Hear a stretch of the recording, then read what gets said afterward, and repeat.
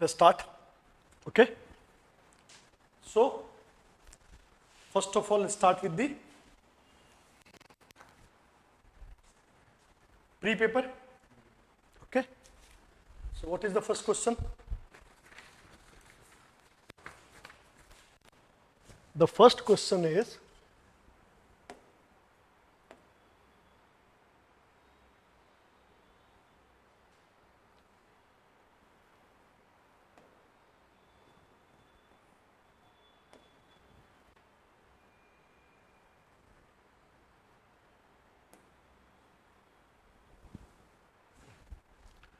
first question is, it is based on SS region.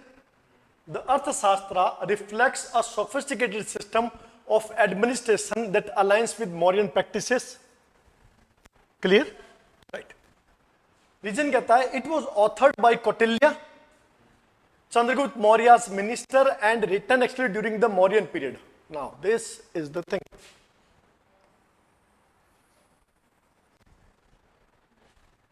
Right. Because some part of Arthashastra were compiled in BCs, right?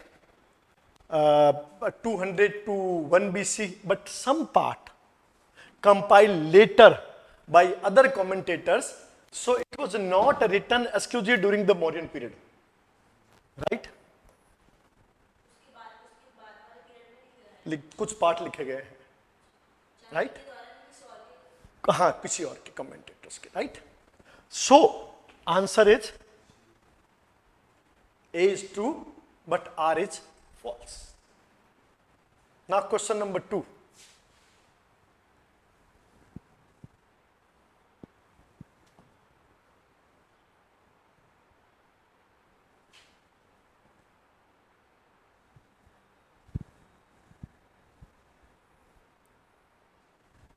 Which of the following literary sources refers to the Mauryan Empire? Right? Which one बताओ? Dipavamsa, Divyavadana, Rajatarangini? No. Ashoka. But it do not refers to the Mauryan Empire. Right? ना, उसमें उसका कुछ नहीं लिखा हुआ है, कल्याण की लिखी हुई है ना बाद में. सो ये मौर्यन एम्पायर को रेफर नहीं करी, पर्टिकुलर पर्सन को रेफर कर रही है, but not Mauryans as a whole. And that was about the Saivism in India, right? उसमें ये बात करती है, not about the Mauryans, Saivism in India. And Kalhana Rajatarangini is totally the history of Kashmir, right? इसका तो आंसर होगा then it is 1, 2 and 4. Avadana means in praise of. हाँ,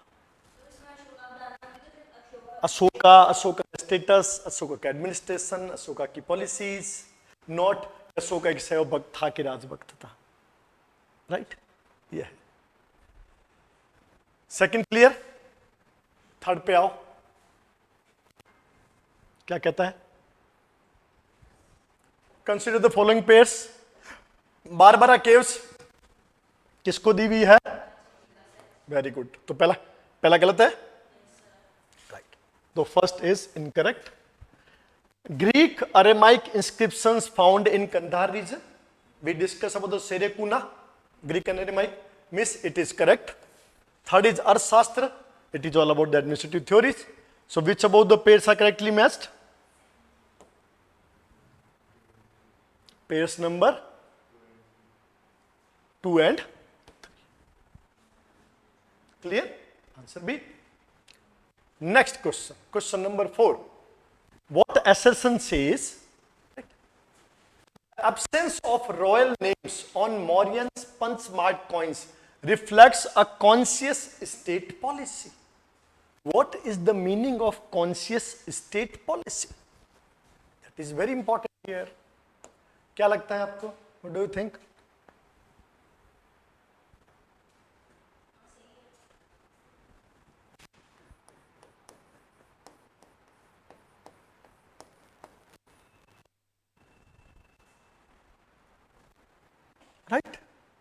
state was not dominated by the person but by the policy.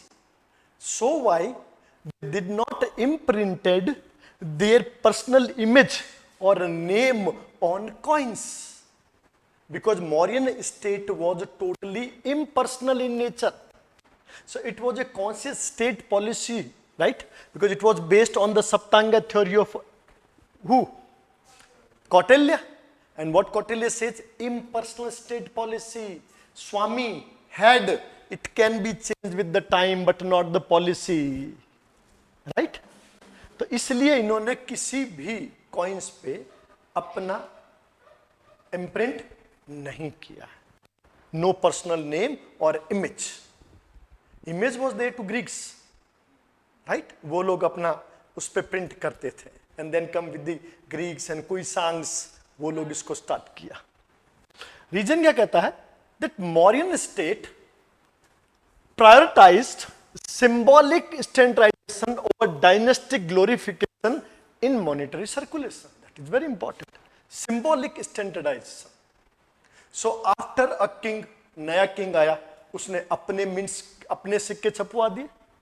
They imprint their own coins, तो पुरानों की relevancy खत्म हो गई. Otherwise punch marked our everywhere with completely impersonal, तो इसका कोई फर्क नहीं पड़ता, राइट?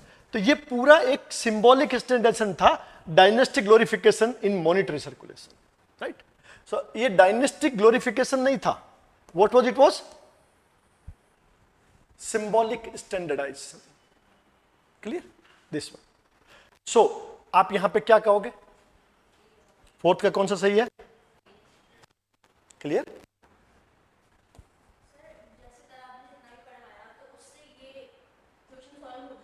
हाँ, मैंने आपको बताया था इसके बारे में, पंचमार्क के बारे में बताया था, उस पे होता क्या ये भी बताया था. हमने ये भी डिस्कस किया था कि एक ब्यूरोक्रेटिक सेंट्रलाइज सिस्टम है which is based on Saptanga theory, not personal, right? Ashok अपना नाम नहीं देवानाम प्रियदर्शी बोलता है, right? That person adds divine kingship theory, paternalistic theory, right? वो नहीं कहता, अशोक कहता है. नो, देवानाम.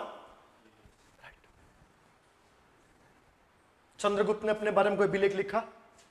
बिंदुसार ने लिखा, अशोका, दशरथा, संप्रति, कुणाल, सलीसुका, देवर्मन, सतवर्धन, एनीबडी? नो.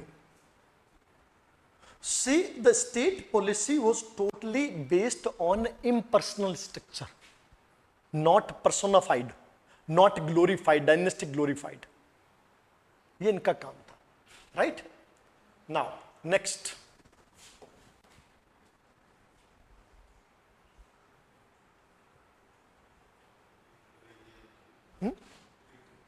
फिर रह गया.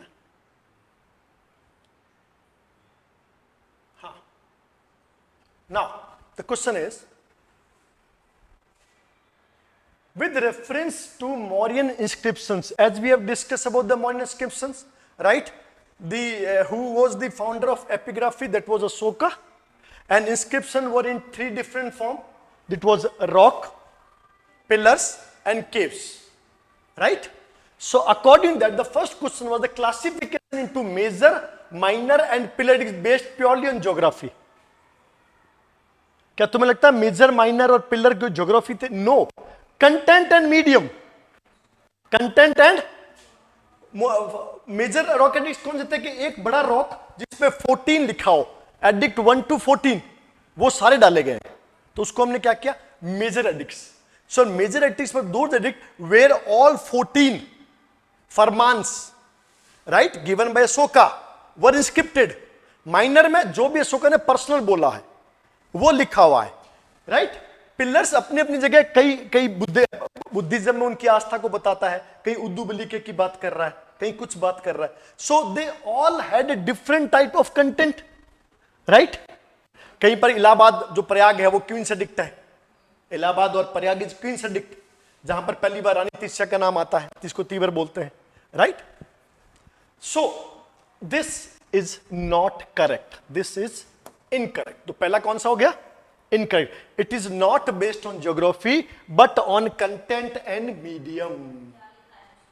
Content and medium. Somewhere it was Prakrit and Brahmi, some it was Kharosti, some it was bilingual, Greek and Aramaics, right? So this is not correct.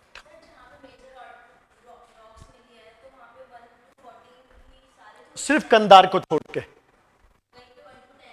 हाँ कई जगह, बट जो मैक्सिमम है वो लगभग 10 से ऊपर ही है, राइट? वो मेजर है, माइनर में सिंगल 2-3 लिखा हुआ है, मेजर में अलग अलग, ऑल दोज थिंग्स, रॉयल फरमान्स, ताकि वो पूरे राज्य में फैले, right?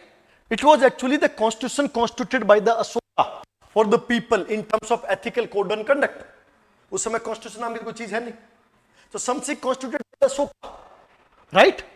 A middle path given by the Ashoka, not based on one religion or sect. Ethical code conduct, which is the essence or elixir of all those religions or sects which were present in a particular time. As we have seen that around 66 different sects were in existence at the time of Mauryas. So how to make balance? How to get the tolerance, the fraternity, right? To get rid of the conflict, right? Different type of people, groups, tribes है, rural area people है, urban people है, make a proper balance between all these things, कैसे करें? तो वो सब था. Second क्या? The earliest among Ashokan inscription are minor rock edicts, as we discussed yesterday also, reflecting personal transformation, right? Bairat rock edict advocate sectarian Buddhist teaching. No sectarian, it was not Buddhist teaching, it was about Ashoka, right? ये Buddhist teaching नहीं, अशोका है जिसने कहा था कि मुझे personally Buddhism को follow करना अच्छा लगता है, राइट? तो it was not sectarian Buddhist teachings, ये नहीं, मतलब जो सिर्फ बुद्धिज्म पे बेस्ड हो, जो बुद्धिज्म के बारे में खाली वो उसने अपने बारे में बताया था. It was the personal information, as we already discussed. So it is not about this one. स्वयं का बौद्ध होना और बुद्धिस्ट टीचिंग के होने में फर्क है, राइट? सो अब इसमें करेक्ट कौन सा हो गया? Right, clear? और भी कोई है? 3 ही है, 3 ही. Next question. हाँ, पहले उसने छोटे छोटे एडिक्ट्स लिखे, उसके बाद में उसने बड़े एडिक्ट्स लिखे. आफ्टर धम्मा 13 कहां से आता? कितने साल लगे? 8 years. 8 years के बाद आप एडिक्ट्स ला बड़े बड़े. उससे पहले कौन से ला रहे हो? माइनर ला रहे हो.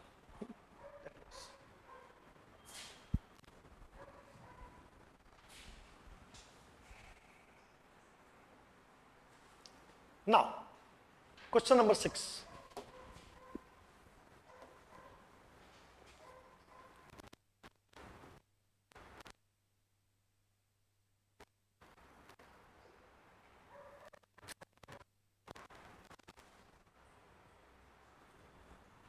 So question number 6, what it says?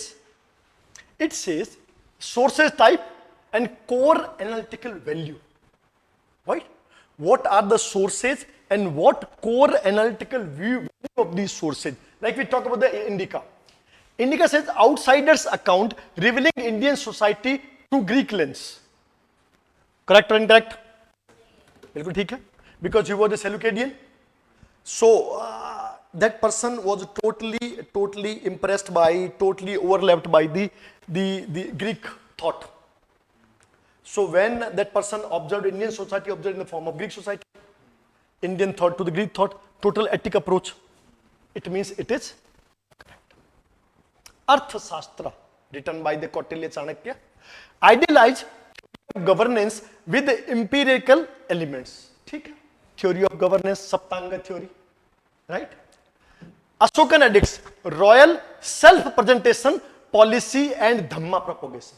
बिल्कुल ठीक है.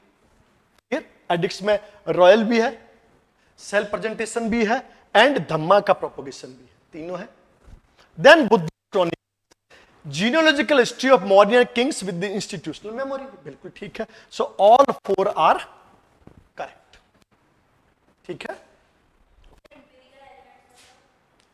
राजा के इंपेरिकल का मतलब होता है जो राज्य के तत्व होते हैं, imperial elements.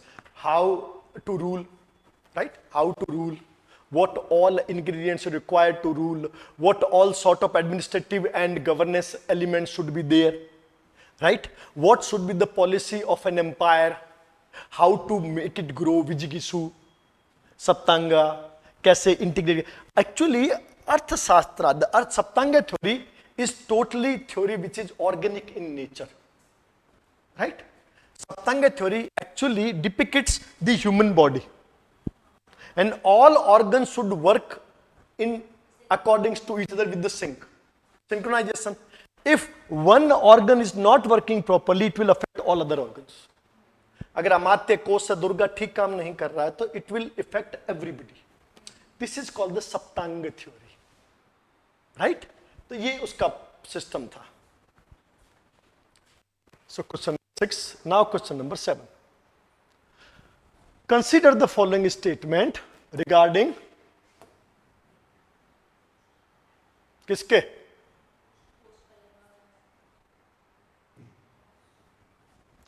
Governance and regarding Ashokan's post-Kalinga. Post-Kalinga. Governance and ideological transformation. Clear? Post-Kalinga. When Ashoka proclaimed that now instead of Bherigosa, there will be Dhammagosa. Right? A policy of tolerance, non-violence, right? And ethical code of conduct will be applied to everybody. Morality will be in superior. Clear? So, first, statement 1 says, Ashoka's use of Dhamma was a strategic tool of empire consolidation, aiming to regulate a culturally diverse and expansive polity through moral suasion rather than military force. ठीक है? मानते हैं? बिल्कुल ठीक बात है. Right? He just left the blood and iron theory of his grandfather, his father, right? And started a new thing. Second says, statement 2 says, despite his propagation of non-violence, Ashoka retained the coercive apparatus of the state and did not hesitate to threaten punitive action where necessary. बिल्कुल clear है. Rock Edict 13 कहता है, to the forest dwellers, Artviks, right? When they will rebel or at the time of rebel, a strict harsh punishment will be there. Clear? तो ये statement भी बिल्कुल ठीक कह रहा है. So answer is clear? So 7. Now the 8 one. 8 says, with reference to the Mauryan foreign policy, under Chandragupta and Bindusara. If we talk about the foreign policy of Chandragupta, we find only one example, that is an conflict between Seleucus Nicator and the Chandragupta Maurya. Seleucus Nicator was the military commander of Alexander, right? A conflict, and this conflict then turned to a treaty. Treaty turned to a matrimonial alliance, right? Then transfer. Like Chandragupta Maurya gifted 500 elements, and they gifted the a proper region plus an exchange in terms of marriage. Now, statement 1 says the diplomatic engagement between Chandragupta and Seleucus Nicator reflected early stances of real politics where territorial gain was preferred over prolonged warfare. बिल्कुल ठीक बात है कि मुझे elephant चाहिए, ले लो, मुझे चाहिए, so okay, that's it. तो वो उधर मूव करे, ये इधर टट करे, right? So it was early stance of real politics, जो आगे आपको शकों में भी दिखेगा, सातवानों में भी दिखेगा, जब आपस में मैट्रिमोनियल अलायंस कर रहे हैं, right? क्लियर? रुद्रदमन के बेटे की शादी उसकी बेटी से हुई साथ करने के, फिर भी लड़ाई कर रहे हैं. चंद्रगुप्त ने शादियां की, विक्रमादित्य ने शादियां की, right? So all matrimonial alliances happened. Clear? तो ये रियल पॉलिटिक्स चल रहा है. सेकंड कहता है, स्टेटमेंट 2 कहता है, बिंदुसारा's correspondence with Hellenic kings कौन था? That was Antiochus first of Syria, right? Indicates that the Mauryan court valued both material luxury and intellectual exchange with the Western world. Of course, fix मांग रहा है, wine मांग रहा है, plus साथ ही साथ फिलोसोफर मांग रहा है, राइट? तो दोनों का वैल्यू हो रहा है. तो answer both 1 and both C हो गया. This is the answer C. Next, ये हो गया अपना. अब है 9 number, question number 9. The Mauryan Empire exemplified a dynamic empirical model that integrated diversity without enforcing rigid uniformity. बिल्कुल ठीक बात है. अशोक उठा के देख लो. क्वेश्चन क्या कह रहा है? डायनेमिक एम्पेरिकल मॉडल है with the course of change. Ashoka added some elements from his side. Yukta, Pradeshika, Rajuka, Dhamma, Mahamatta, right? So it was a dynamic empirical model, right? And this model actually integrated diversity. Ashokan model क्या कोई uniformity थी इन terms of religion और art, कुछ ऐसा बोला? नहीं. Without enforcing rigid uniformity. They do not want uniformity but integrated diversity. You should follow your own sect, own build, everything. But you need to obey the rules and regulations, right? तो यही बात थी. सो एक uniformity की बजाय उन्होंने किस चीज को माना? क्या बोला उन्होंने? Integrated. The same India doing, not uniformity. We are here for the integrated diversity. यही वर्ड आपको यूज करना जब मेंस में क्वेश्चन आया था कि जो इंडियन ब्यूरोक्रेसी गवर्नमेंट को क्या दे रहा है. क्या दे रहा है? सबसे बड़ी बात, integrated diversity model. Integrated diversity model rather than uniformity को थोपना, जैसे हम लैंग्वेज के मामले में कर रहे हैं. क्या हमने किसी को नेशनल लैंग्वेज बनाया है? क्यों नहीं बनाया? क्योंकि हम किस चीज को मान रहे हैं? Integrated diversity.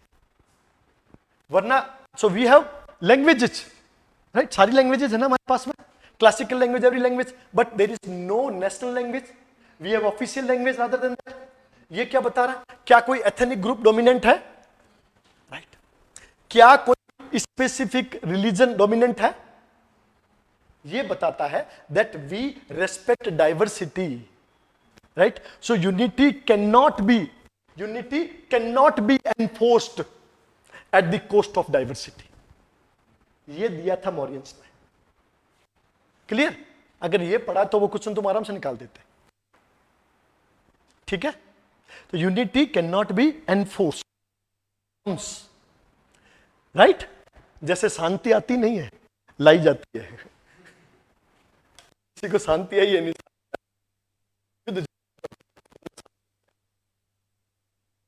मालूम है क्या?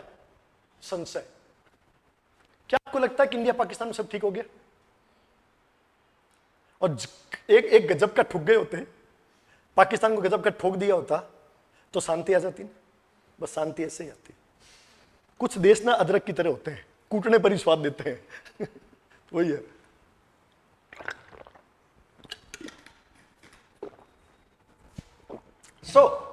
अब रीजन क्या बता रहा है? देखो, रोमिला थापर क्या कहती है? As I told you yesterday also, Romila Thapar जो है इसकी एक रिकॉग्नाइज्ड ऑथर है मौर्यंस की, राइट? उनकी बुक है डिक्लाइन ऑफ मौर्य. बहुत अच्छी बुक है, Mauryan empire, decline of Maurya. So the Romila Thapar's revised framework described the Mauryan polity as layered, where administrative intensity varied from the metropolitan core to the peripheries. We discussed yesterday also. उसने first पहले क्या कहा था? Centralized bureaucratic entity. The Mauryans were centralized bureaucratic entity. पूरा. बाद में उसने revise किया. No, it was layered. Metropolitans जो थे वो centralized है. उसके बाद एक कोर है जो गवर्नर काउंसिल है. उसके बाद एक पेरिफेरल है जो ऑटोनोमस है. तो ये बात ये कह रहा है था पर revise framework describes the moral polity as layered with administrative intensity varied from the metropolitan core to the peripheries. Core में सेंट्रलाइज्ड, प्रॉपर सेंट्रलाइज्ड. थोड़ा दूर कौन आ गया कि गवर्नर काउंसिल आ गए. उससे आगे कौन आ गया? ऑटोनोमस आ गए. Because it was not possible कि सेंट्रलाइज सिस्टम यहां तक जाए. तो ये सिस्टम है. पहले उसने कह दिया नहीं पूरा ब्यूरोक्रेटिक सेंट्रलाइज. आपने कहा नहीं, लेयर्ड है ना? हमारा सिस्टम भी लेयर्ड है, सेंटर, स्टेट, लोकल। लोकल में ऑटोनॉमी है कि नहीं? ग्राम सभा, peoples participation, right? Direct democracy का एग्जांपल कौन देता है? लोकल एडमिनिस्ट्रेशन, ग्राम सभा, वेयर ऑल दी एडल्ट जो 18 साल से ऊपर है, they all will the member of Gram Sabha, and Gram Sabha will make decision for the that particular region, particular village. तो ये जो ग्राम सभा है, it is example of democracy in India, people's direct participation into the governance. ये भी यहां से ले रहा है, right? Layered structures, right? Next, empirical cohesion was achieved through a centralized economic restructuring and military dominance that suppressed regional particularisms. ये तो कभी नहीं हो सकता। कभी किया उन्होंने ऐसा?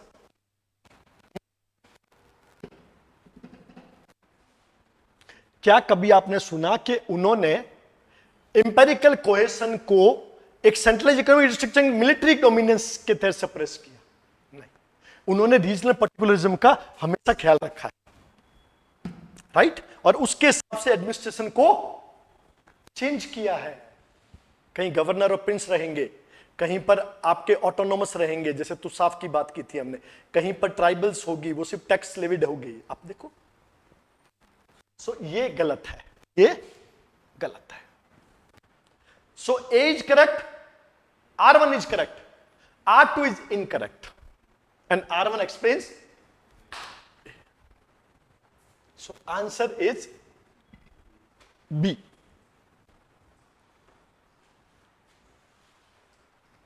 Clear?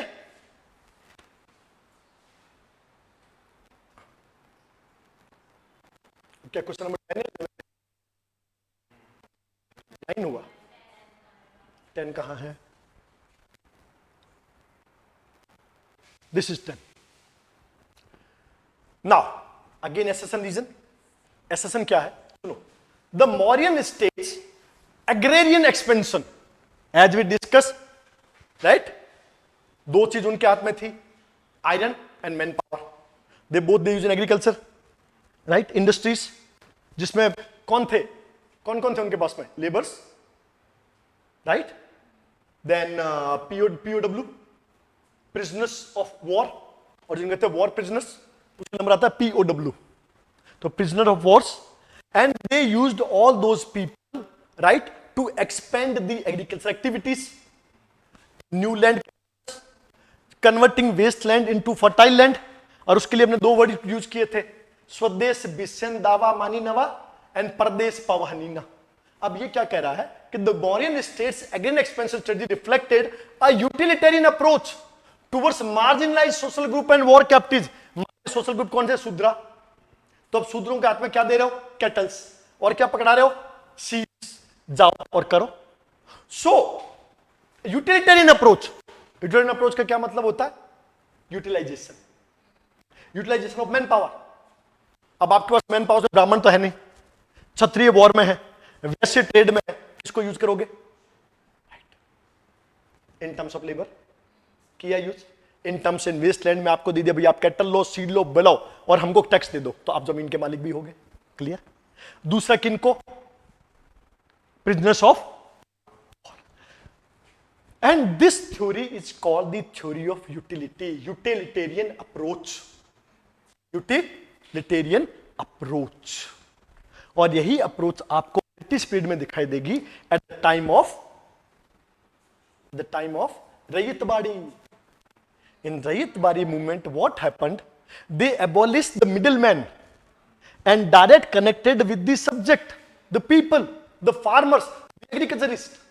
क्योंकि वो जो मिडलमैन है ये कुछ कर तो नहीं रहा है, सिर्फ प्रॉफिट को रोक रहा है, तो इससे उधर फार्मर्स को भी प्रॉब्लम हो रहा है, इधर स्टेट को भी सीधा नहीं मिल रहा है। This is the utility. Social religious reform movement, society को डेवलप करो, एजुकेशन को लेकर आओ, मॉडर्नाइजेशन को लेकर आओ, ये सब लाओ ताकि सोसाइटी डेवलप हो। डेवलपमेंट से क्या होगा? लॉयल्टी होगा। डेवलपमेंट अगर आप अच्छा करते हैं तो आपके टैक्सेशन बढ़ेंगे, फिनेंस इंप्रूव होगा, right? A new wave, utilitarian approach, right? So bring education, British education, कि नए ब्रिटिशर्स आपके लिए खड़े होंगे जो कलर से तो इंडियन होंगे, मेंटालिटी ब्रिटिश होगी। Impact of education, right, brown Britishers, क्या बोलते हैं उनको, brown Britishers, the middle class. So reason बोलता है settlement of Shudras and POWs on new lands was primarily aimed to their social upliftment and rehabilitation। नहीं, इतने शरीफ मॉरियंस नहीं थे। यूटिलिटेरियन अप्रोच, नहीं, no, there was no policy of social upliftment. They always based on hierarchical system. We have seen in the judiciary also. Judiciary was based on hierarchical, not the uniformity. Hierarchical system, varna के हिसाब से थी ना, ब्राह्मण क्षत्रिय वैश्य शूद्र अलग अलग होता था, एक ही क्या बोलते हैं उसको, क्राइम के लिए अलग अलग पनिशमेंट्स थे। So it was not things, social upliftment का थ्योरी नहीं है। Clear? So R is wrong, तो आंसर क्या हो गया, सी। क्लियर?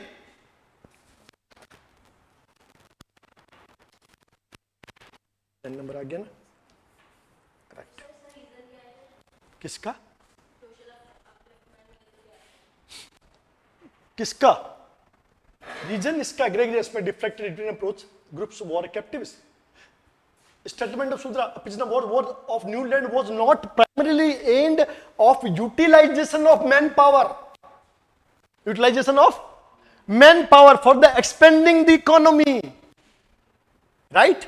बस ये इसका एम था, कोई social upliftment was not the aim, primary aim नहीं था, सेकेंडरी टर्सरी हो सकता है, प्राइमरी एम नहीं है। Next, with reference to the modern states economic administration, कौन सा एडमिनिस्ट्रेशन, इकोनॉमिक एडमिनिस्ट्रेशन। देखो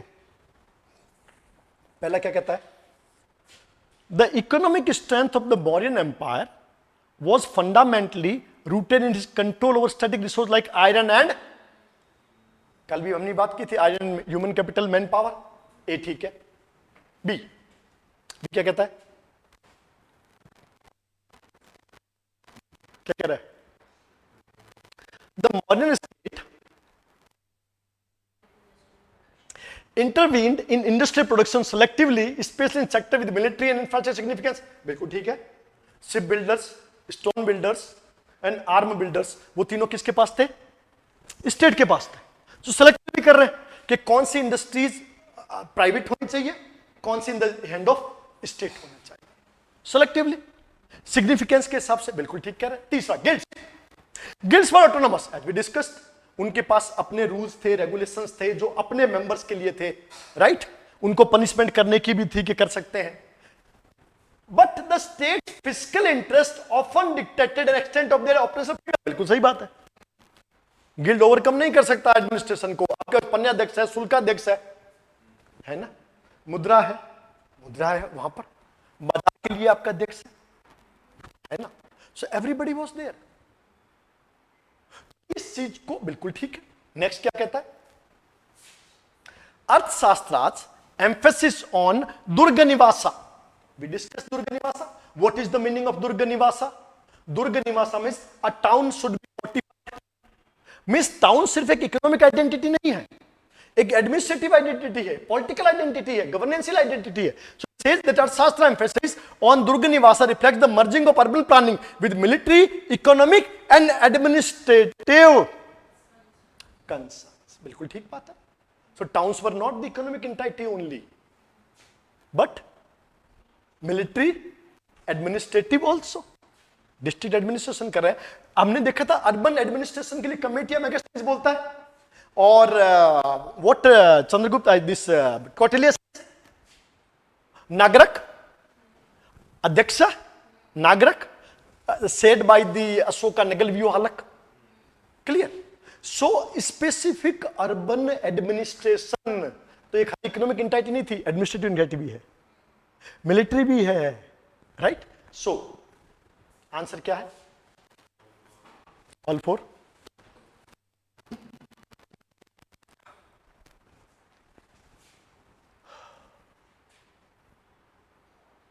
Now question number 12, right?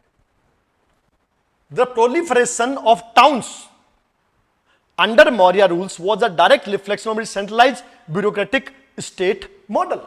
ठीक है, मान लेते हैं, राइट, क्योंकि मेट्रोपोलिटन पर डायरेक्ट क्या था, क्या था, सेंट्रलाइज ब्यूरोक्रेटिक सिस्टम और मेट्रोपोलिटन। क्लियर, रीजन क्या है, the state sponsored establishment of towns was driven more by revenue considers than by commercial spontaneity. बिल्कुल ठीक है, इनका तो मेन आधार ही क्या है, पैसा।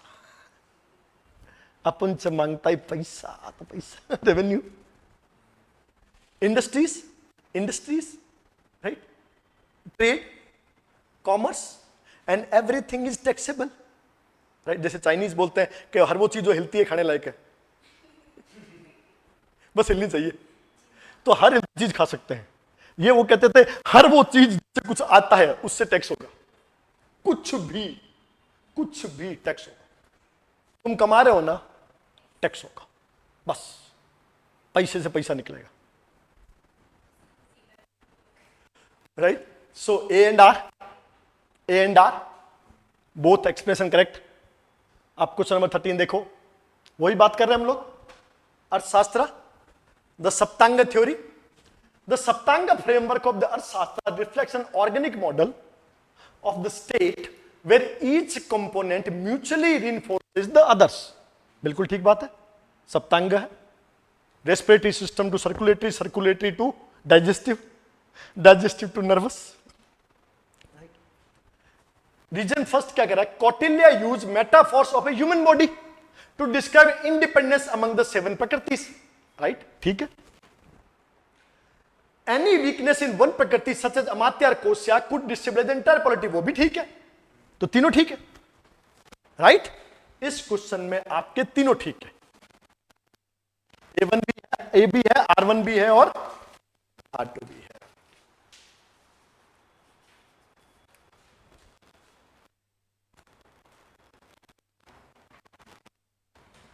Question number 14,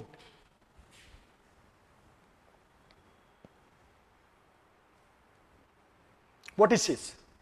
It says that Kautilya, assassin बोलता क्या, Kautilya advocated a constantly vigilant and morally upright king as the cornerstone of a strong state। 100% correct Swami, vigilant होना चाहिए, मॉरली अपराइट होना चाहिए, अवेलेबिलिटी होनी चाहिए, क्लियर बात। रीजन क्या कहता है, द अर्थशास्त्र believed that the personal character of the king determine the energy and discipline of his subjects. Of course 100%, यथा राजा तथा प्रजा, यथा तथा, यस, उपनिषदि वाक्य है, यथा राजा तथा प्रदे, राइट। जैसे वेदा बोलते हैं तब्य मंतव्य, कि जो सुनो उसका मनन करो वरना गायब है। एक बड़े अच्छे चिकित्सक हुए हैं, सुश्रुता, नाम सुना, उनको सुश्रुता क्यों कहते थे, कि एक बार जो उन्होंने सुन लिया वो कभी नहीं भूलते थे, सुश्रुता, अच्छे से सुना हुआ, तो उनकी क्वालिटी का नाम बन गया। इसीलिए वहां लिखा गया श्रोतव्य मंतव्य, कि जो सुनो उसको मन से याद करो, और मनन नहीं करोगे तो बार बार सुनना पड़ेगा, भूल जाओगे। तो जो सुना अगर उसका आपने आधा घंटा बैठ के माइंड में रिवीजन नहीं किया, गया। और यही हमारी प्रॉब्लम है, we are good listener but we do not revise in our mind, और इस वजह से हमारे सबसे अच्छे पढ़े हुई चीजें गायब हो जाती।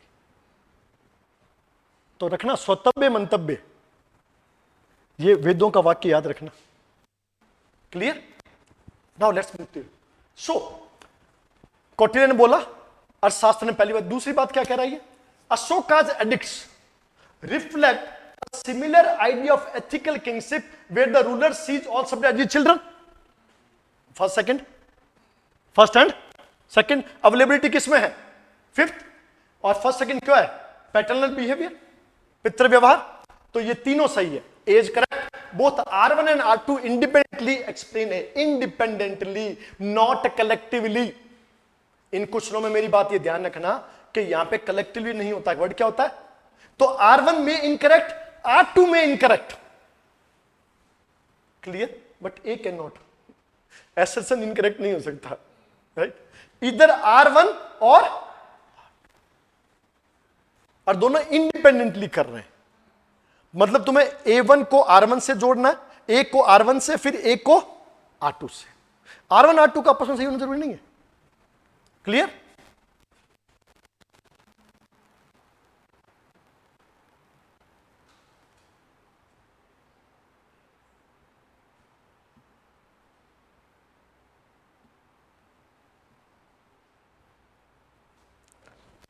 Right?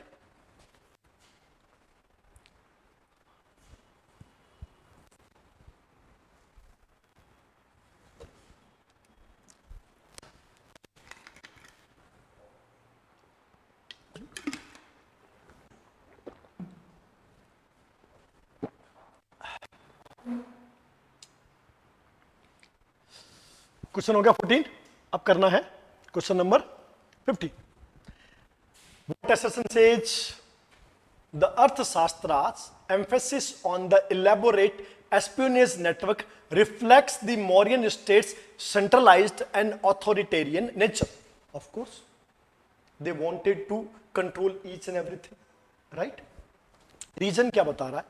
Intelligence gathering was only directed against foreign enemies and invaders. नहीं, इससे तो assertion नहीं क्लियर हो रहा है। तुम्हें इनसाइडर्स और आउटसाइडर दोनों पे ध्यान रखना पड़ेगा, राइट? तो रीजन गलत है, answer is C, right? 16 appointment of royal princes Kumaras as provincial governors reveals a concise attempt to balance political centralisation with dynastic cohesion. ठीक है, मानते हैं कि भाई सेंट्रल जो पॉलिटिक्स सेंट्रलाइजेशन है उसको आपको अपने डायनेस्टिक यानी जो वंश है उसके साथ जोड़ना है, राइट?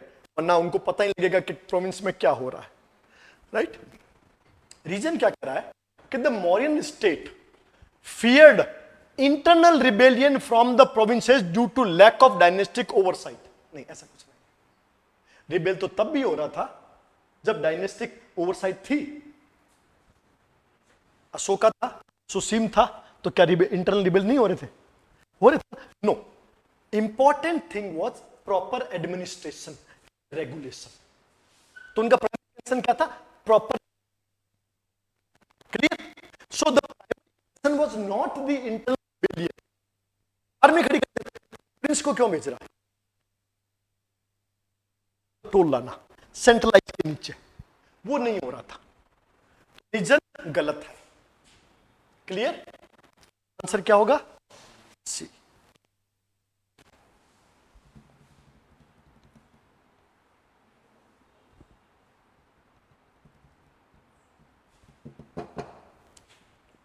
आंसर इसका अच्छा, ये तो कौन सा है? ये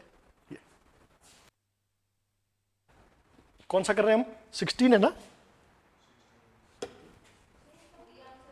हाँ हाँ हाँ, सॉरी, रीजन सही है बट ये इसको नहीं कर रहा, प्राइमरी नहीं है, सेकेंडरी है। प्राइमरी रिबेलियन है, रिबेलियन था, right?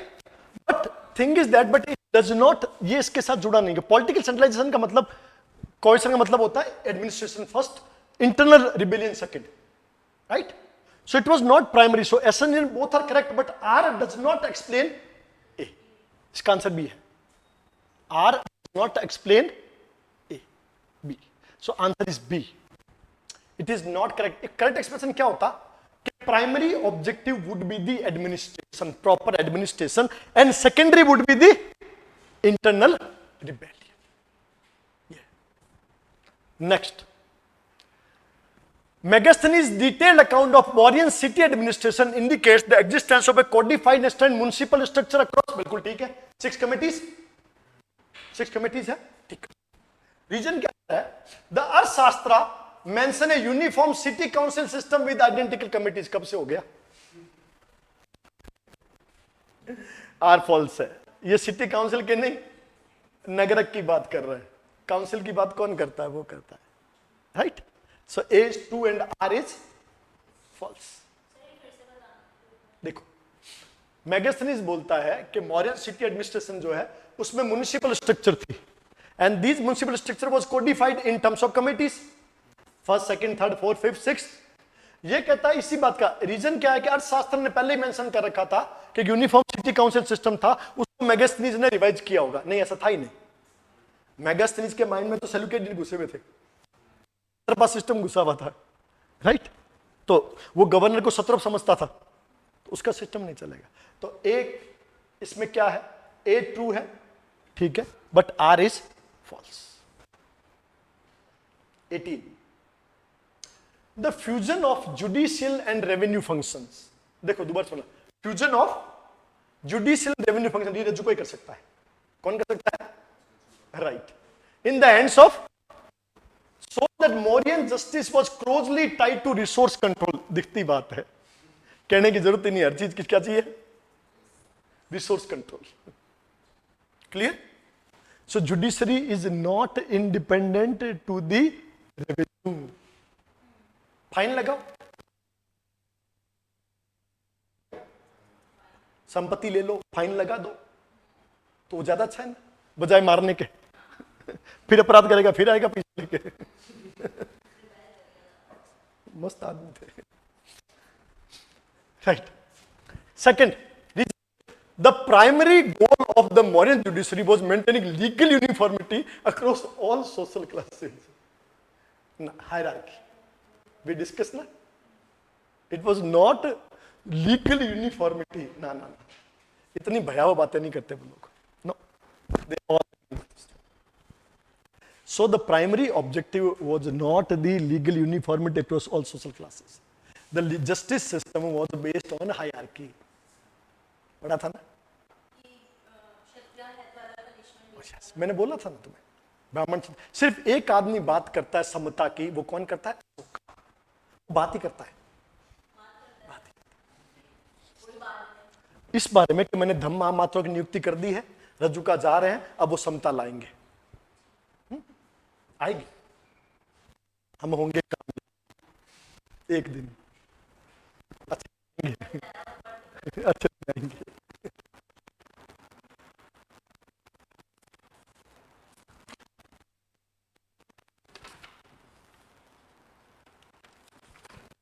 Next question, question number 9 है ना? हाँ 100%, कुछ कहने की जरूरत ही ना है। मौर्य के बारे में तो खुश रहो, पैसा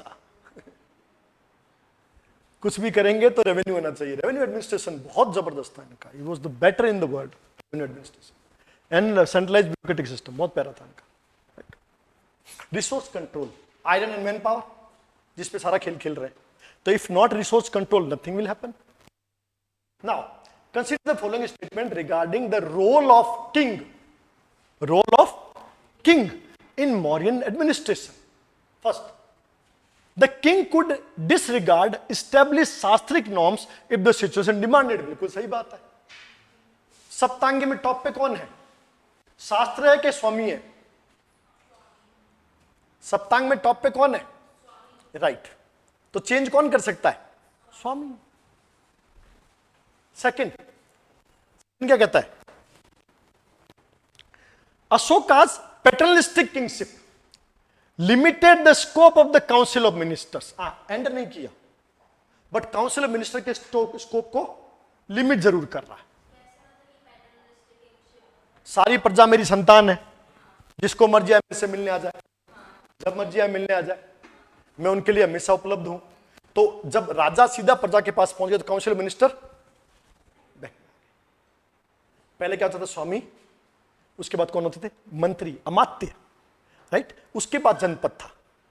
अब क्या हो गया? स्वामी और जनपद, अमात्य बैक में आ गए, राइट। सो अशोका ने क्या किया? मिनिस्टर की जगह किस पे अब काम करा है? दम महामता, युक्ता प्रदेश के रजू, वो अपने मिनिस्टर्स को ला रहा है, अपने अमात्यस को ला रहा है, राइट। तीसरा क्या बोल रहा है? Kingship under the Maurya was purely secular institution devoid of religious overtones. नहीं, इतना प्योरली मत बोला करो ना। प्योरली तो धम्मा मत की जरूरत क्या है? बार बार गुफा देने की जरूरत क्या है? आपके बैरात के इंस्क्रिप्शन की जरूरत क्या है? It was not purely secular, it was secular but not like the Indian constitution now. It is purely secular in nature, right? ध्यान रखिए। तो इसमें आंसर होगा 1 and 2। Clear? 20 with reference to Morian fiscal mechanism, right? अब ये बात कर रहा है फिस्कल मैकेनिज्म, यानी कि revenue system, tax collection, right? Consider the following statements. The collection of pindakara, pindakar क्या था? कलेक्टिव टैक्स ऑन विलेज, हमने बात की थी।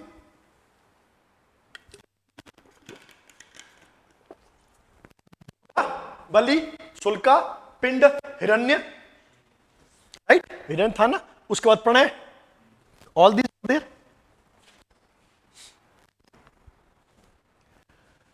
तो collection of pindakara shows the prevalence of group based taxation in rural economies, बिल्कुल ठीक है। The state actively participate in agriculture through ownership and supervision of sita lands, बिल्कुल सही बात है। स्टेट ओन लैंड्स, लेबर्स लाते थे, अलग अलग शेयरिंग पैटर्न पे चलता था, इरिगेशन का सेस होता था। नेक्स्ट, तीसरा क्या है? The king had no constitutional limit on raising of modify the land tax rate, बिल्कुल ठीक है। उद्दू बल्ली कैसे हो गया? अशोका इन द लुम्बिनी, क्या कर रहे हो? आपने बल्ली को एग्जम्प्ट कर दिया, बो को 180 कर दिया, जब इमरजेंसी आई तो बढ़ा दिया, तो अनलिमिटेड है, कोई कॉन्स्टिट्यूशनल प्रोविजन नहीं है। King was the constitution, right? तो इसके तीनों सही है। Clear? 1, 2 and 3। Question number 21, consider the following with reference to district and village level administration. Village में कौन है? Of course we have the gramika, उससे ऊपर गोपा स्थानिका, उसके ऊपर युक्ता प्रदेशी का रजुका, बीच में कौन है? गोपायन स्थानिका, ऊपर कौन है? युक्ता प्रदेशी का रजुका, नीचे कौन है? ग्रामिका, राइट? ऑटोनॉमी किसके पास है? सिर्फ एक बंदे के पास, दैट इज रजुका। प्रदेशिका को 5 साल घूमता है, उसको अपनी जुडिशियल ऑटोनॉमी है थोड़ी बहुत। अब क्वेश्चन स्टार्ट कर, क्वेश्चन क्या कहता है? Local officer like gramika and gopas had significant autonomy, नहीं, ग्रामिका को नहीं है। स्ट्रिक्ट रूल है, इतना भोग है तो इतना भाग है, तो इतना भोग है तो है, इतनी है तो बल, इतना शुल्क है तो है। दे कैन नॉट एक्सेप्ट, वो उनके हाथ में नहीं है। सेकंड क्या बोल रहा है? Sthanika fiscal and administrative intermediaries between local and central officer, बिल्कुल ठीक बात है। गोपान स्थानिका इंटरमीडिएटरी ऑफिसर्स है, राइट? तीसरा क्या बोलता है? Rajuka could function independently of the king direct instruction in some welfare matters, some welfare matters, बिल्कुल ठीक बात कह रहे हैं या नहीं कह रहे हैं? Yes, 2 and 3 is correct and 1 is incorrect, so answer is 2 and 3। रज्जू का जब वेलफेयर की बात करेंगे ना, तो कहा इसको कि भाई आप कर सकते हो, ये बात अशोक ने कि मैंने रज्जू को राजा की दी हुई है कि कुछ काम ऑटोनॉमिस कर सकते हैं। Now question number 22, military organisation was the part of danda, किसका पार्ट था? दंड।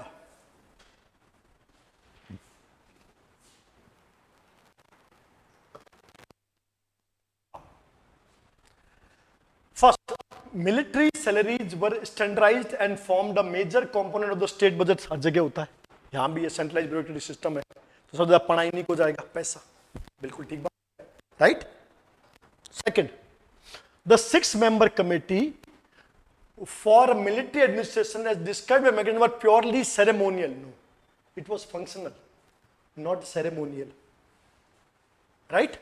खाली रीति रिवाज या प्रयोजन के लिए, नाम मात्र के लिए नहीं थी। It was not ceremonial, it was, yes, ceremonial word हमने कहा सुना था?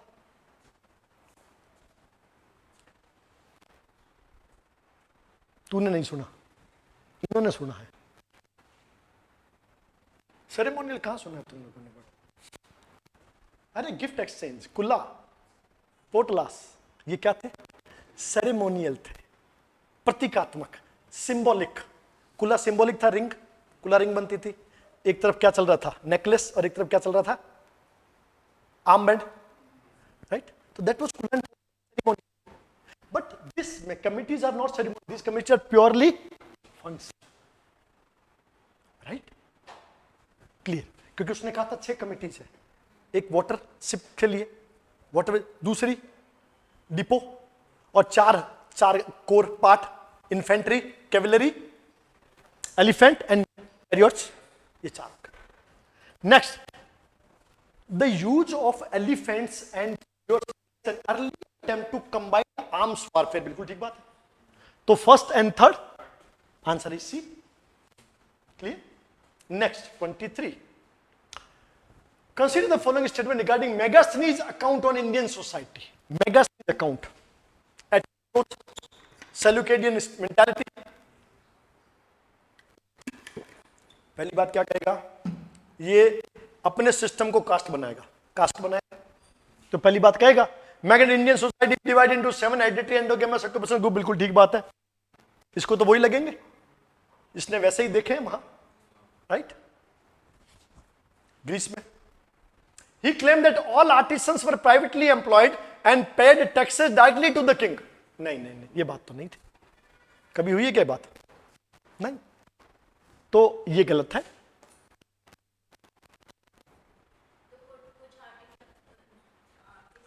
Arm builders, ship builders, stone builders, वो अलग है। वो हाँ, ये तो आर्टिसंस हुए ना, राइट। तो सारे आर्टिसंस प्राइवेटली एम्प्लॉयड थोड़ी थे, गवर्नमेंट एम्प्लॉय भी तो है, स्टेट एम्प्लॉयड है ना। इनको कौन एम्प्लॉय करा था? स्टेट। तो स्टेट टैक्स क्यों मांगेगा? Right. According to Greek sources philosophers were held in high esteem and exempted from taxes. सही बात है, Brahmana and Shramana, right, Brahmana and, ये बोलता था गर्मणा, ब्राह्मणा एंड गर्मणा, श्रमण की जगह जी यूज करता था। इसको समझ में नहीं आता था तो ग्रह बोलता था, ब्राह्मणा एंड ग्रमणा, ग्रमणा जो गमन कर रहे हैं, तो ये हाई था। Magazine denied the existence of slavery in India, बिल्कुल सही बात कर रहा है उसने। मैंने कल 4 बात बताई थी, slavery, interest on loan, lawyers, और चौथा थेफ्ट। ये 4 बात में से लिखा। तो इसके आंसर में कौन सा हटाना है? सेकंड हटा दो, 1, 3 एंड 4, ये आंसर।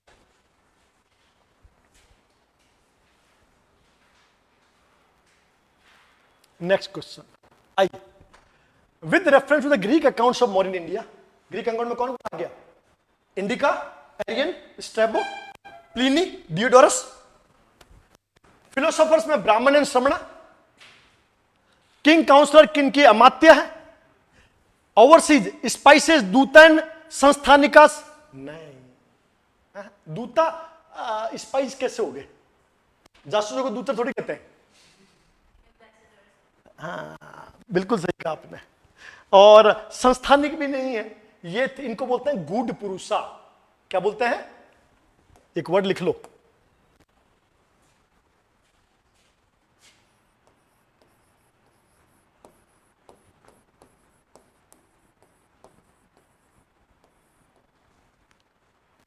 गुड का मतलब होता है सीक्रेट, सीक्रेट एजेंट, गुड पुरुषा। नहीं नहीं नहीं, नहीं। कहां लिखा है? इसने नहीं लिखा ना। एक्चुअली इनका नाम क्या था? संस्कृत में क्या बोलते हैं इनको? गुड मतलब सीक्रेट, एजेंट। तो ये सीक्रेट एजेंट है माई, राइट। हाँ, तो स्पाई हो गया ना। तो असली इनका नाम था गुड, ना कि इनको दूता कहते थे या संस्थानिका कहते थे। क्या कहते थे इनको? गुड पुरुषा। They were neither dutas not sansthanikas, they were good purushas. और लास्ट क्या है? वैश्या, कल्टीवेटर्स। क्या सही है?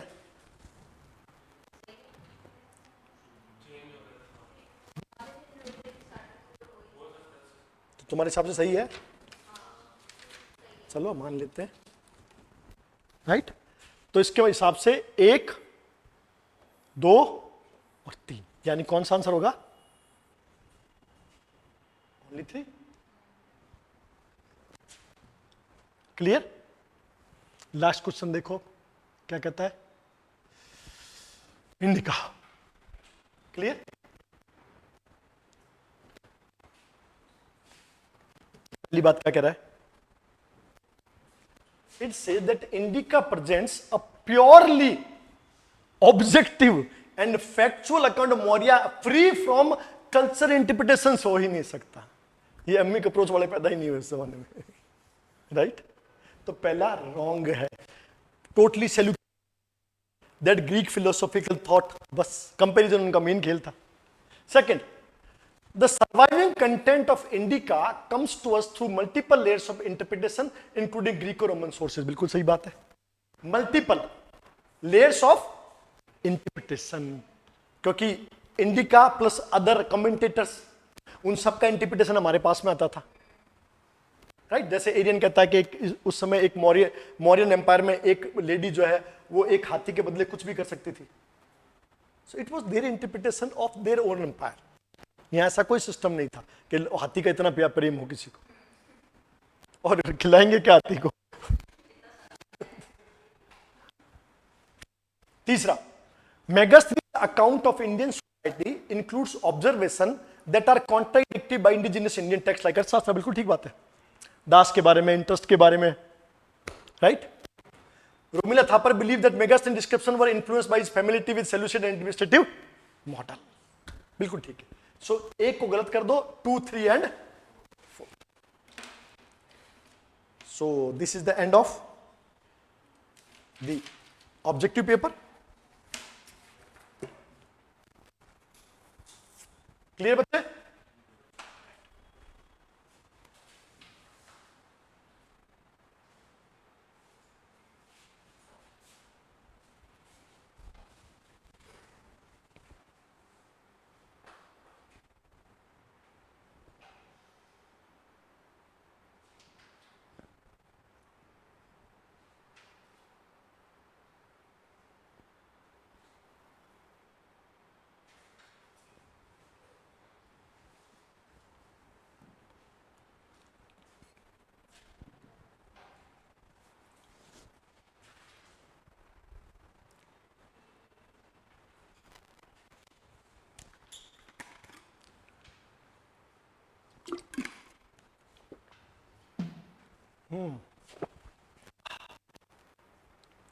आइए, now let's start with the questions of mains.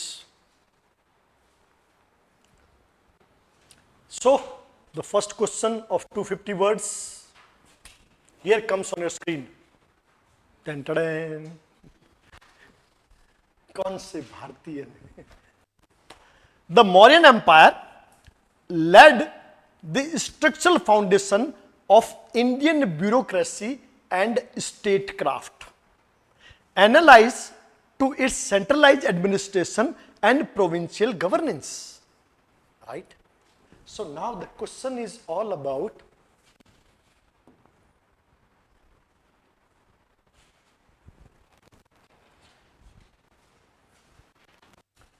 the Mauryan Empire led the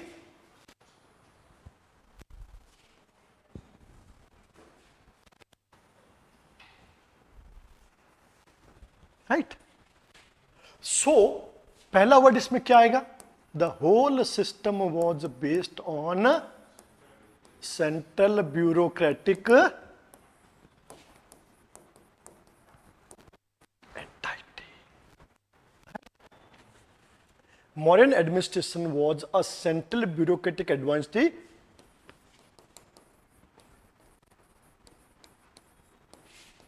layered administrative from core to peripheral. Core to peripheral. And it was based on the Saptanga theory of Kautilya, where at the center Swami was there, right? And this Swami was assisted by the Council of Ministers, led by the territory, then by the Kosa, then by the Durga, then by the Danda, and finally the alive, right? And this central bureaucratic system, the king was at the center core. It should be vigilant, morally upright, availability, then protection and security, then for ad hoc and advice. Who was there?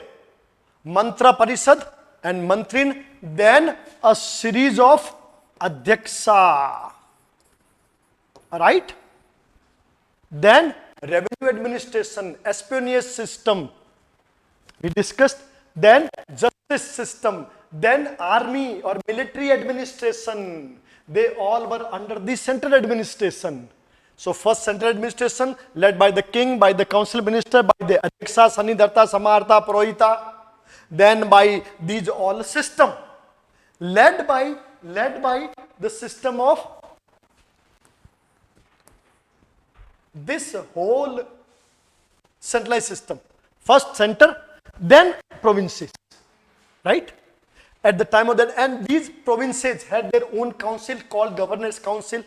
In center, king was stronger than council. In provinces, council were stronger than rest to suppress the rebellions, right? Why provincial governance was there? For the proper administration and for the internal rebellion, right? And for the dynastic oversight, princes were appointed there, right? This was their council, provincial administration, and provincial was like next to district and local administration, a layer of administration from center to this one. So central administration की हमने बात की, and then we discussed about the provincial governance. In this way, Mauryan administration provides and organized system of bureaucracy and statecraft, right? Which was totally based on resource control, right? But later Ashokan changed this perspective in terms of paternalistic behavior. ये तुम्हारा question number 1, right?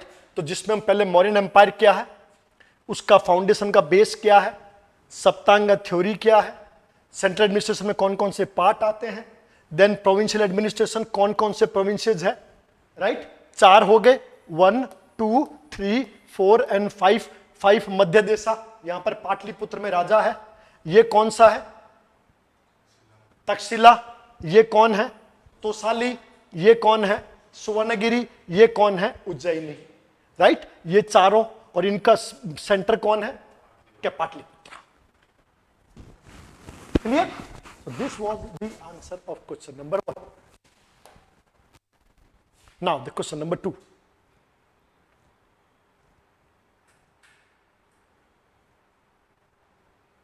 Yes.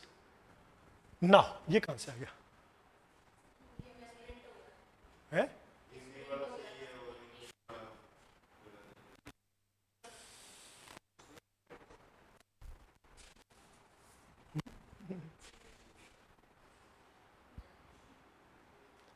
So Mauryan economy was a state control model, right?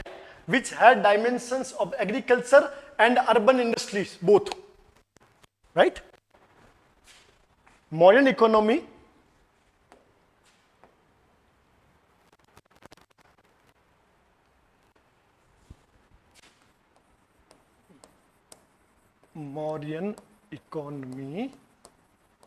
it was a state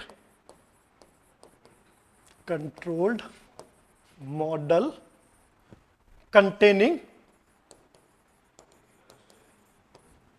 agriculture plus urban industries, urban industrialist dimensions,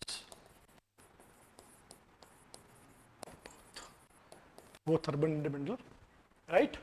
अब जिसको हमें किसके लिए करना है? Chandragupta and Ashoka, इनका क्या करना है हमको? इनकी इकोनॉमिक पॉलिसीज, राइट? क्लियर? सबसे पहले हमने क्या लिखना है कि Mauryan economy was an economy which was totally controlled by the states, right? Mauryan economy was based on the resource control mechanism, right? And resource control mechanism was based on the control over the iron and manpower or human capital. So a control over iron technology and human capital, right, was the backbone or the source of economy in Mauryan type, and that reflected in their economic activities and administration through agriculture, industries, crafts, trade and commerce, which was a somewhat state control, somewhat based on private or the autonomous things. Clear? Now, in this way, what the Chandragupta's policy was a total policy of resource control, where administration was heavily deposed for the economy, for the revenue. Agriculture में क्या किया आपने? क्या है? Expansion of land plus use of man power, right? जो हमने बात की थी, वेस्ट लैंड को बढ़ाना, right? Converted waste land into fertile land, state own land, private पे taxation, then using of labours, man power, war prisoners, right? Prisoners of war, पीओडब्ल्यूज, स्वदेश विशन दावा मान्यमा प्रदेश power, migration of dense population to other areas, providing irrigation facilities, right? Seeds and cattle to the Sudras. So mobilization of people in economy, not societal, right? A proper utilitarian approach in economy reflected at the time of Maurya. So Mauryan economy was based on utilitarian approach, right? Utilitarian approach. Resource, तो वो आपका चंद्रगुप्त ने अशोका ने क्या किया? अशोका कलिंगा को क्या किया? After the war of Kalinga 1,50,000 war prisoners were indulge to the agriculture activities, and then again he adopted the policy of Dhamma, moral and ethical, but उसमें उसकी इकोनॉमिक पॉलिसीज बीच में नहीं आई है, तो आपको पॉलिसीज मूव करनी है. Whether it is Chandragupta or Ashoka, totally based on resource control. Totally based on, yes. But somewhat Ashoka कहीं कहीं पर अपनी पॉलिसी एक टॉलरेंस को लेकर आता है, like we can see this at the time of Lumbini, जब उसने उद्दीबल्लुक्य और अष्टभोग्या किया था, right? So this was about the राजनियंत्रित model, right? Guilds were there, right? Guilds की ऑटोनॉमी अपने तक है, but they all were controlled by the economy. Economic model, administration, वो उस मामले में टैक्स से एग्जम्पशन नहीं है और हर चीज पे टैक्स है. ये उनका नियंत्रित मॉडल है. Question number 3. While Chandragupta built an empire, it was Ashoka who gave it soul. Discuss with them transformation and built within by post Kalinga war. Okay, Chandragupta.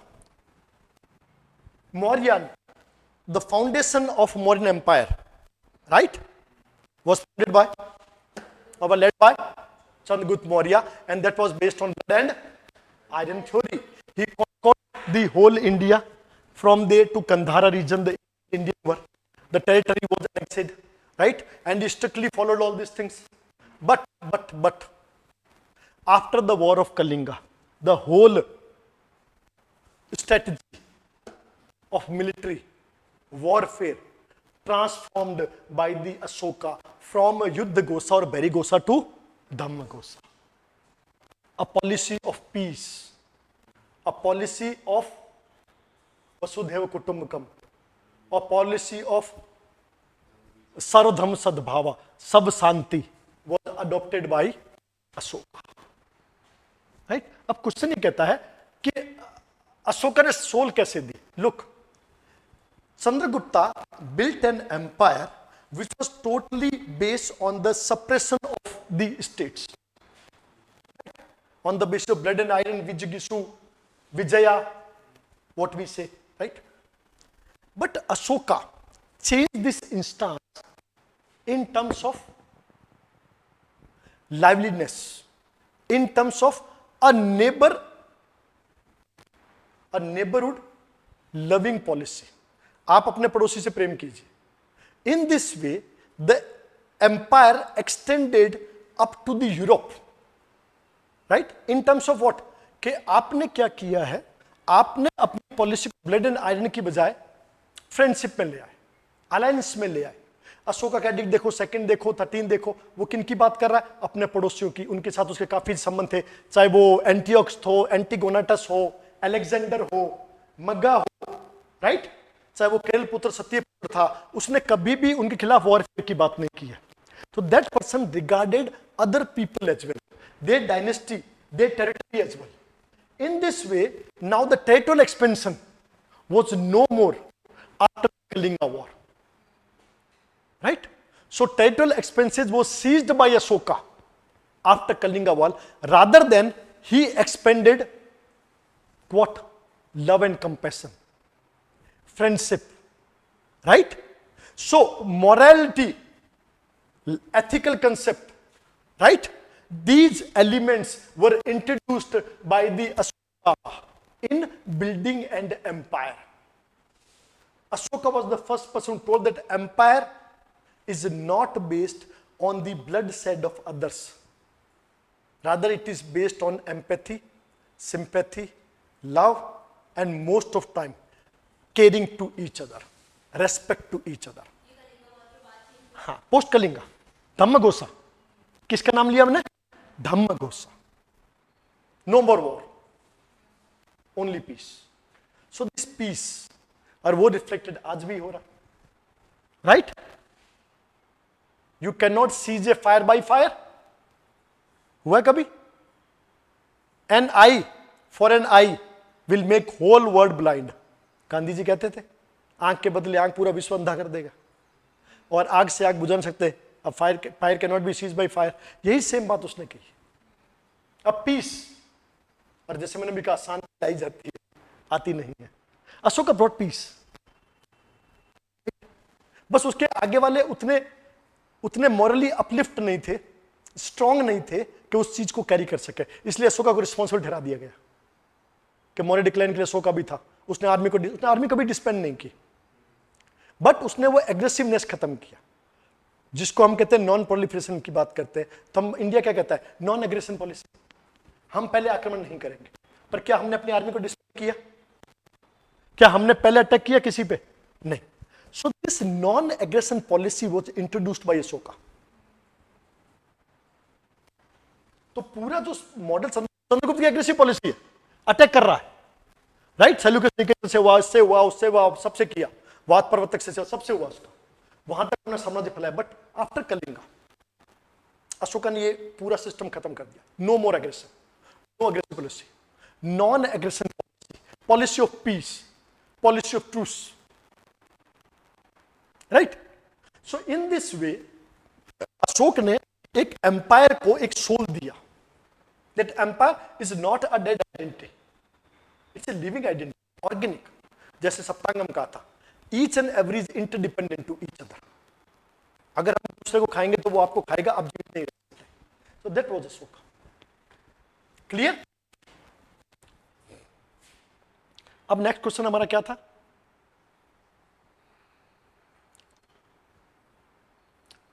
Rajesh ji, एक भाई, एक पंचायत लीडर और एक कम्युनिटी के हेड.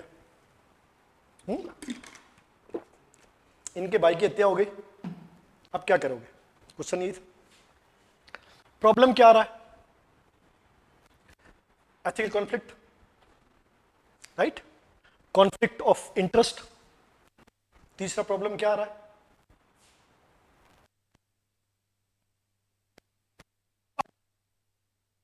क्या है हमको? तो हम कह रहे कई प्रॉब्लम है. क्या प्रॉब्लम है?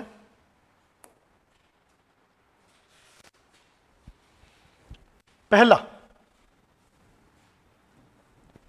कि एक ब्रदर और अ लीडर. राइट? दूसरा,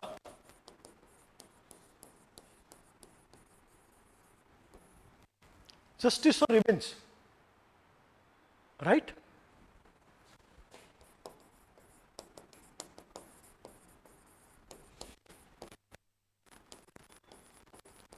इंडिविजुअल. राइट? क्या करें? एक तरफ देख रहा है भाई, पूरा उसकी अपनी भाभी की तरफ देखता है तो उसको देख के गुस्सा आता है. तो क्या करे कि एंगर करे, राइट, या जस्टिफाई करे? सारे एथिकल इश्यूज सामने आए, आप 1 by 1 इश्यूज करेंगे। पहला तो क्या करो, पहला तो ये कर सकता हूं कि मैं ब्रदर को चुनूं और कम्युनल रियट को अलाउ कर दूं, कुछ भी कर सकता हूं, ठीक है। जस्टिस की बजाय रिवेंज पे आ जाऊं, राइट। मैं जस्टिफाई को देख एंगर को देखूं, क्लियर। मैं इंडिविजुअल की तरफ ध्यान दूं, कम्युनल क्या हो रहा है मैं देखूं नहीं। पर हमें करना इसका उल्टा। उल्टा कैसे होगा, क्या करना है आपको, just complete an FIR and believe in judiciary system and say to the people, right, to believe in judiciary. We cannot apply justice, justice can apply by the judiciary only. तो बस ये संदेश आप देखो, because you are a leader, we are going to set an example. और FIR complain करो ताकि culprit पहले पकड़े जाए, ताकि बाकी कम्युनिटी के लोग बचे रहे। सो पहले first FIR, request to the police के लिए काम करें, उनको जल्दी पकड़े। पनिशमेंट की बात जस्टिस जुडिशरी पे छोड़ दें, अपने लोगों के बिलीव करवाएं कि justice can be done by judiciary. अपने हाथ में जस्टिस नहीं हो सकता, revenge is not the answer, right, but it will evoke something new. तुम उसको मारोगे फिर कोई और मरेगा, क्योंकि मरने वाले तो मर गए। This is the thing what you can do. Clear?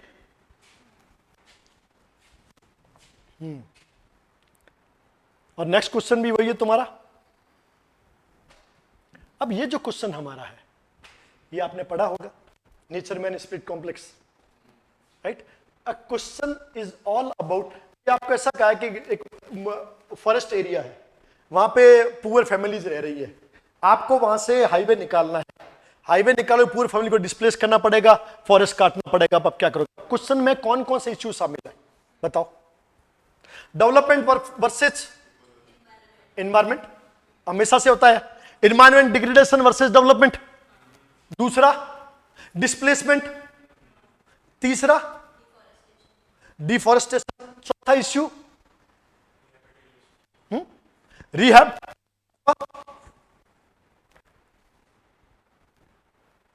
Duty versus environmental ethics, duty versus, ये भी तो बीच में आ रहा है, एनवायरमेंट एथिक्स निभाऊं कि ड्यूटी निभाऊं, right. People's justice versus duty, justify. Religious belief बहुत पीछे जाएगा इसमें, जंगल को देवता की तरह पूछ रहे हैं, तो रिलीजियस बिलीफ नहीं आ रहा है, राइट। नेचर में इस कॉम्प्लेक्स आ रहा है, राइट। तो कंपैशन, एम्पैथी, सिंपैथी, सो एम्पैथी, सिंपैथी, कंपैशन। अब सब लेकर यहां पे आ जाओ। स्टेक होल्डर कौन कौन से हैं? स्टेक होल्डर में कौन कौन है? एक तो आप डायरेक्टर हो गए बीच में, राइट। उसके बाद में आपके पास कौन आया? You have receive directions to construct highway, ठीक है। फैमिलीज आ गई, लोकल एमपी आ गया, राइट। तो एक लोकल एमपी आ गया, एक आपकी एयर अथॉरिटी आ गई, एक आप आ गए, एक वहां की वो, और एक इन्वायरमेंट हो गया। इन्वायरमेंट की स्टेक होल्डर है, आप नेचर को स्टेक होल्डर बनाओगे। लिविंग इंटेंटी है, फॉरेस्ट लिविंग इंटेंटी है। अब पर आपके ओपिनियन क्या होगा? वो तो सीधी बात है। पहली बात है कि मैं अपनी ड्यूटी करूंगा, काट दो जंगल, कर दो स्पीडी, इससे तुम्हें वाहवाही मिलेगी, एमपी खुश होंगे, बट प्रॉब्लम उधर हो जाएगी। अगर मैं उनका साथ दूंगा तो उधर एमपी दुखी हो जाएंगे, गुस्सा हो जाएंगे, तो ड्यूटी। तीसरा बात है मैं ट्रांसफर करवा लूंगा उससे, ठीक है, तुम अपनी जगह सर्टिफिकेट ड्यूटी से भाग गए। चौथी बात यह है कि मैं इनका साथ दूंगा तो उधर। पांचवा क्या करोगे? सबसे बड़ी बात, what you can do is just form a committee. जब मुद्दे बड़े हो तो क्या करो? कमेटी बनाओ। कमेटी में दोनों को शामिल करो, इधर के लोग और उधर के लोग, दोनों को विश्वास दिलाओ, इधर उनको और उधर पीपल को, कि ये जस्टिफाई करेगी, आपके लोग शामिल है, उससे जो निकल के आए उसको इंप्लीमेंट कर दो। और अगर रिहैब होता है तो नेचर कॉम्प्लेक्स के हिसाब से, मतलब rehab should be according to the emotions of the people होना चाहिए। ये तुम्हारा आंसर है। Clear? Emotions of the people. Nature man किसने लिखा है? किसका nature man spirit complex? L P Vidyarthi, Lalita Prasad Vidyarthi ने एक मॉडल दिया था। What it says, LP Vidyarthi made a study on a tribe called Maler. Maler is a PVT tribe, primitive vulnerable group. Now it was in Bihar. Maler, Birhor, Asur, Ho, Kharya. So in Maler, what happens? Maler people are totally dependent on the nature. They perform khallu kheti. Khallu means shifting cultivation, right? So in this way, totally based on forest and nature. So nature gives them food. Nature, they're totally dependent as far as economic concern, they're totally dependent on nature. First, second, they live in the nature. So a close complex between nature and man, because these are people are called natural people, people of nature. So these are people of nature, natural men. Now, with that, they people believe in spirits, Atma, and to them, these spirits live in that particular forest area where they live. And these spirits are two types, benevolent and malevolent. Benevolent are good for you, malevolent are bad for you.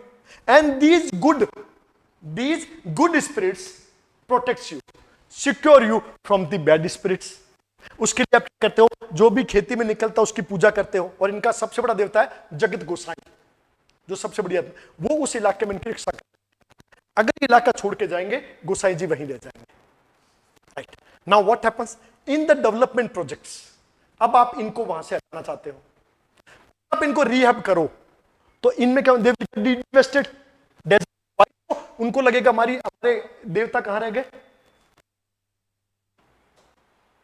तो उन्होंने कहा कि जब भी कभी कोई rehab करो tribal का, तो ये माइंड रखो कि नेचर उनके लिए सिर्फ रहने का घर नहीं है, उनका लाइफ है, जहां पर उनकी भाव है। तो अगली जगह भी ऐसी दो जो इसके जैसी हो। Rehabilitation according to the mind of a tribal, right? तो in the tribal development should think like a tribal, not like an officer. ये कॉम्प्लेक्स है जो डिस्प्लेसमेंट और रीएब में सबसे बड़ा काम करता है कि आपने उसको पैसे दे दिए, और उस पैसे से क्या उसको वो नेचर के साथ और वो देवता वापस मिल जाएंगे? नहीं, पैसा उसके लिए है ही नहीं, वो पैसे को उड़ा देगा। उसके बाद there economy is not money based, value based. So bring values, not money. ये यहां पे काम करेगा। तो रिएक्ट करते समय लोगों की इमोशंस को ध्यान में रखो, उनका फॉरेस्ट के साथ ये कोशिश करो कि फॉरेस्ट को कम से कम नुकसान हो, और उस नुकसान की तुरंत भरपाई करो। Afforestation, deforestation should be transform change by afforestation. ये इसका आंसर है। Clear? And then the last but not the least, वो क्या है आपका? कैसे? ऐसे कैसे? क्या है ये? दो को मैंने जोड़ दिया। हमने पढ़ा था hare and tortoise, slowly but steady. मैंने क्या किया?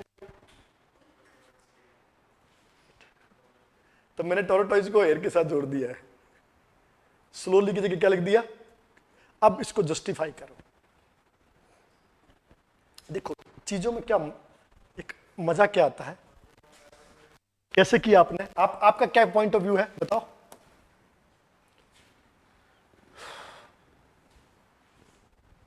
बताओ।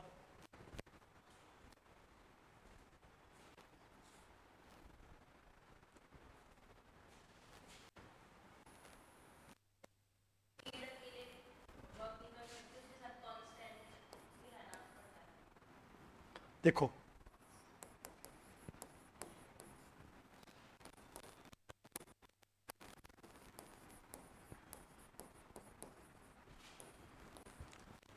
ये मेरा एक मत है, मेरा कहना है कि but steady wins the race. ये अल्टीमेट नहीं है। मैंने कहा है कि quick but steady wins the race. क्या ये जरूरी है? नहीं, स्लोली भी हो सकता है ना। आपने कहा क्विक क्या कर रहा है? रेस के लिए है, it is all about the